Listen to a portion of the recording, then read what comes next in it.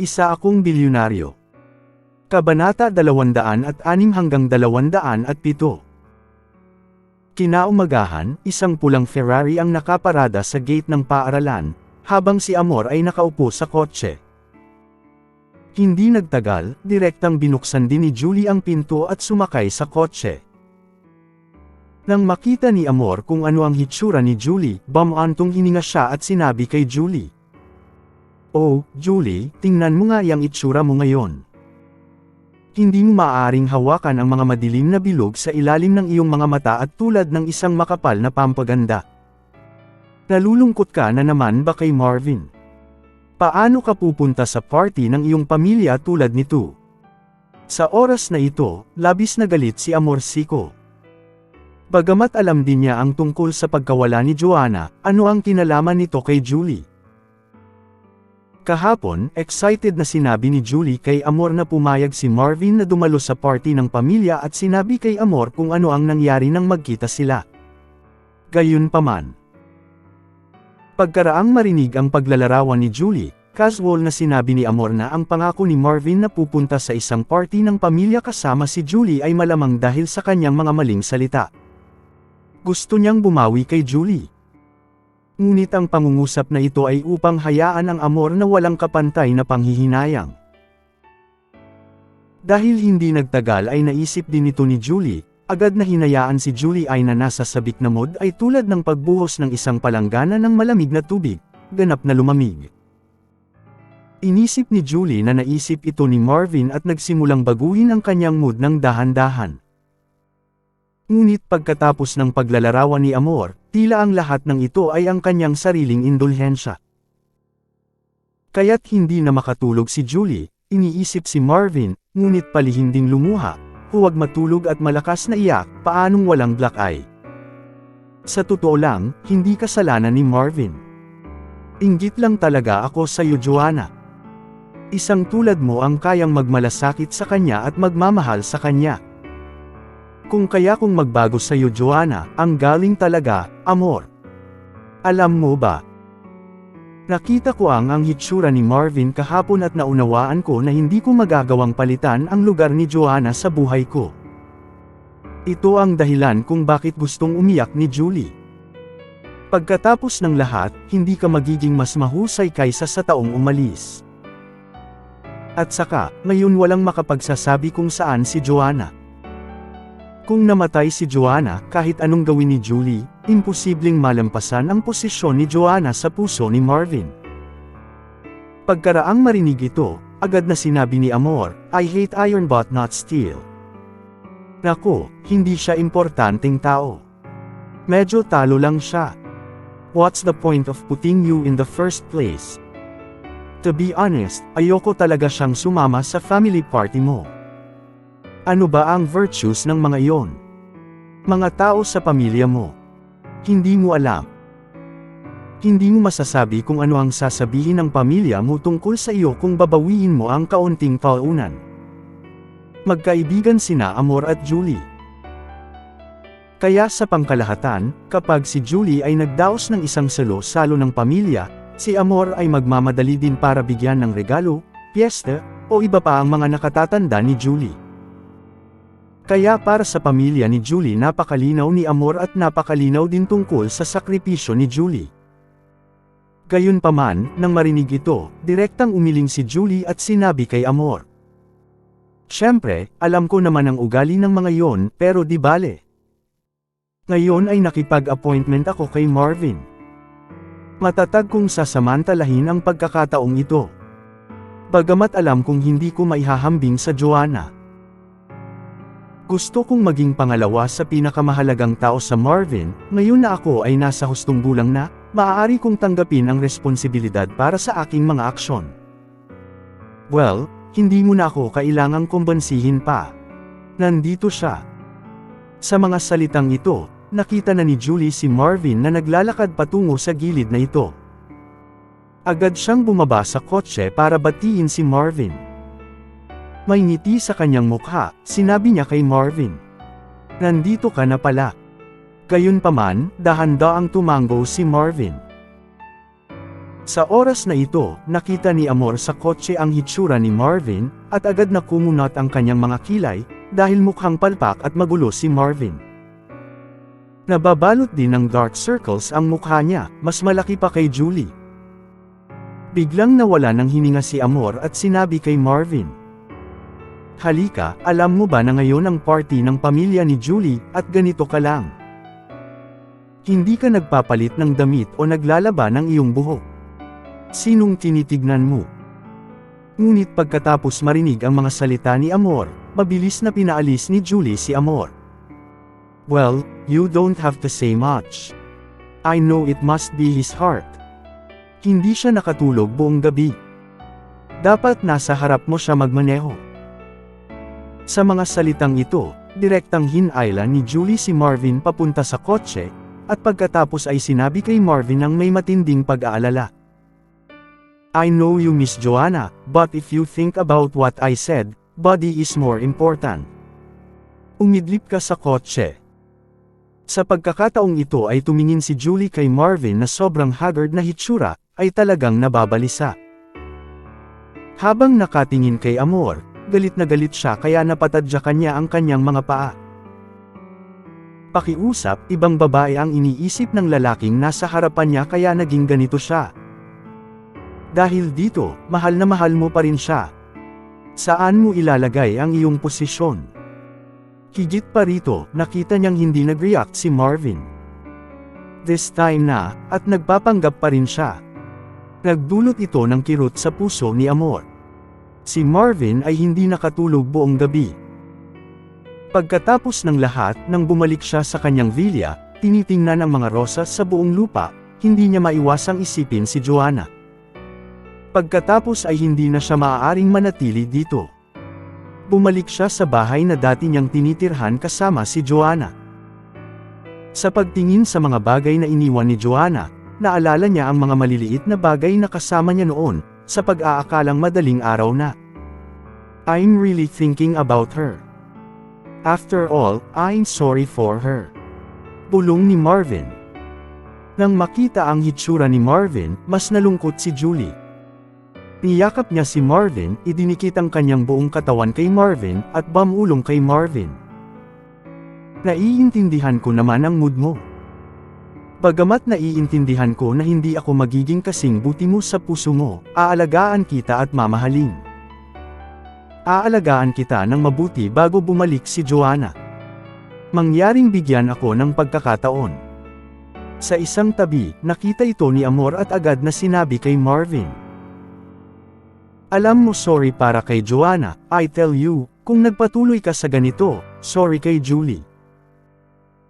Matapos marinig ang mga salita ng dalawang tao, dahan-daang muling tumutok ang nagkalat na mga mag-aaral ni Marvin. Tinitingnan niya si Julie na nananatili sa kanyang tabi. Hindi niya alam kung ano ang iniisip niya. Eden Garden, isang sikat na resort sa Santa Lucia. Maganda ang tanawin dito, maganda ang dekorasyon, at kahit may mga maliliit na ligaw na hayop dito paminsan-minsan. Higit pa rito, mayroong isang magandang bukal dito, na umaakit sa maraming mga mahilig sa tsaa na magtipon dito. Siyempre, mayroong isang mahalagang punto sa pagbebenta. Naturally, ang mga tiket dito ay napakahalaga. Bilang karagdagan, ang isang serye ng mga kagamitan tulad ng pagkain at pag-inom ng tsaa ay kailangang ubusin. Sa makatuwid, itinaas ang threshold at maraming tao ang nahahadlangan. Bawat ilang buwan, ang pamilya ni Julie ay pumupunta sa lugar na ito upang kumain, upang suriin kung ano ang nangyari sa pamilya, at upang palalimin ang damdamin sa mga miyembro ng pamilya. Sa oras na ito, isang matandang babae ang direktang nakaupo sa harap ng isang kahoy na mesa, puno ng ngiti. Ang matandang babae ay nakasuot ng isang maligaya na damit. Pagtingin sa mga kabataan sa ibaba, napakasaya ng kanyang mukha. Ang matandang babae na ito ay natural na matanda sa pamilya Rance, ang matandang babae na si Rance. Sa oras na ito, isang batang babae na may isang binata ang lumapit sa matandang babae.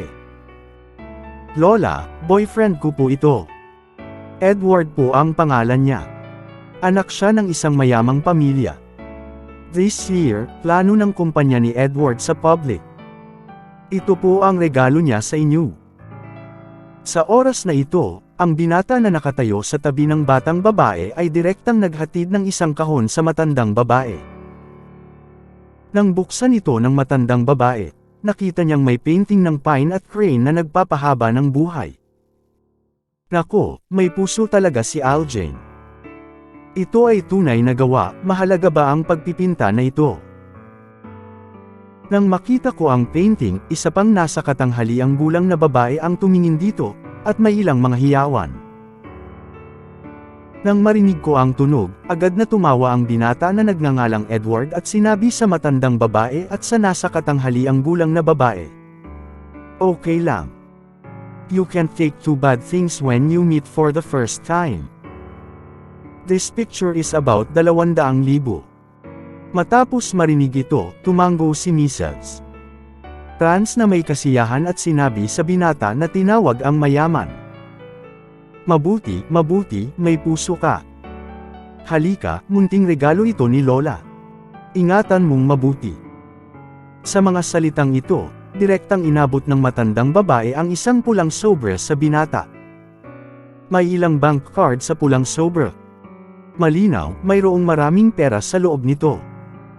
Nang makita ang ganoong sitwasyon, biglang naging proud ang babaeng nagngangalang Aljane. Dahil alam niyang aprobado ng kanyang lola ang kanyang nobyo, masaya siyang sumaludo sa kanyang lola at pumunta sa barbecue party.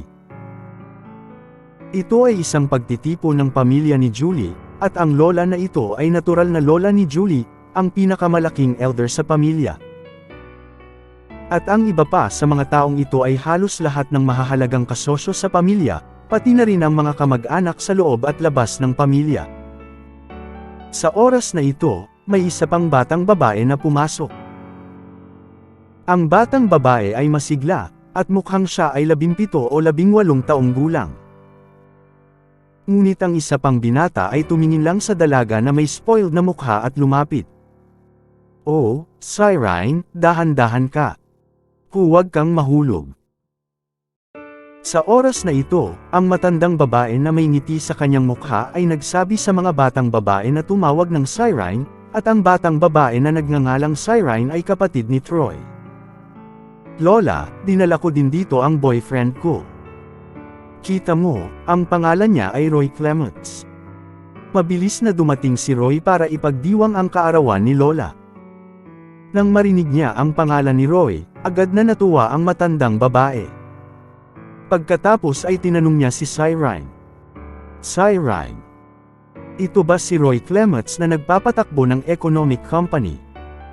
Alam kong maraming entertainer ang kumpanyang ito sa ilalim nito. Ngayon sikat ang mga entertainer na yan. Halatang malaki ang kinikita nila. Madam, ewan ko ba? Much about your acting circle. Pero, sa TV series na pinapanood ko, ang daming products na produce ng company mo. Buti naman. May magandang kinabukasan ang binata. Nang marinig ni Roy ang mga salitang ito, mapagpakumbaba ring sinabi ni Roy. Lola, sobra mo talaga akong pinupuri. Kakasimula pa lang ng kumpanya ng tatay ko. Kumpara sa pamilya Rance, isang patak lang sa balde. Nang marinig ang mga salitang ito, natural na mas masaya si Mrs. Rance. Tiningnan niya si Cyrene sa tabi niya at sinabing, Nako, ang galing talaga ni Cyrene humanap ng ganyang lalaki bilang boyfriend. Buti naman. Go and have fun. Pagkasabi nito, direktang naglabas din ang matandang babae ng pulang sobre at ibinigay kay Roy. Ganito na lang. Sa panahong ito, may iba't ibang klase ng mga bata para ipaliwanag sa matandang babae ang kanilang sitwasyon kamakailan. Ang iba ay kasama ang kanilang mga kaibigan at kasintahan, at ang iba ay nagsasabi kung anong kumpanya ang kanilang binuksan kamakailan at kung saang universidad sila napasok. Nang marinig ng matandang babae ang balita, natural na hindi niya maisara ang kanyang bibig sa pagtawa, at hindi nagtagal ay halos mailabas na ang tambak na pulang sobre sa kanyang harapan. Ngunit sa oras na ito, bakas lamang ng pag-asa ang mata ng matandang babae, na para bang may hinihintay. Ang paborito kong apo na si Julie, bakit hindi pa siya dumarating? At si Amor, ang babae. Hindi sila ang pinakamaingay. Bakit hindi sila gumawa ng ingay ngayon? Sa oras na ito, isang nasa katanghaliang gulang na babae ang lumapit sa matandang babae at nagsabi, "Kakatawag ko pa lang kay Julie, pupunta siya dito ngayon," and I listened to her words, mukhang dadalhin na ni Julie ang boyfriend niya this time. Sa oras na ito, ang nasa katanghaliang gulang na babae ay natural na ina ni Julie si Lola. Sa oras na ito, labis ding nagulat si Mrs. Trans nang marinig ito. Sinabi niya kay Lola, "Nako, hindi ko ine-expect na nakahanap din pala ng boyfriend si Julie." Hindi yung binata na nagngangalang Gerald ang humahabol kay Julie noon. Kahit mabait na bata din si Gerald, hindi naman siguro siya masyadong galit. Hindi angkop para kay Julie, ngunit hanggat nagustuhan ito ni Julie, sumasang-ayon ako sa kanya. Sa mga salitang ito, direktang inilabas ni Mrs. Trans ang isang malaking pulang sobre mula sa kanyang bulsa, na naglalaman din ng bank card. Gayunpaman, nang makita ang atensyon ng matandang babae, halatang hindi pareho ang halaga ng pera sa bank card na ito. Sa pagkakita ng ganitong uri ng impormasyon, si Cyrene at iba pang nakapasa ay medyo naiinggit. Kung tutuusin, kapag dinadala nila ang kanilang mga nobyo, nagbibigay lang si Mrs. Trans ng isang ordinaryong pulang sobre, ngunit pagdating ni Julie, mayroong isang malaking pulang sobre. Sa kanila naman, hindi mahalaga kung ano ang halaga ng pulang sobre, ngunit hindi ba ibig sabihin na mas mahalaga si Julie sa puso ni Mrs. Trans? Salamat sa mga sumusubaybay. Paki-like and subscribe naman.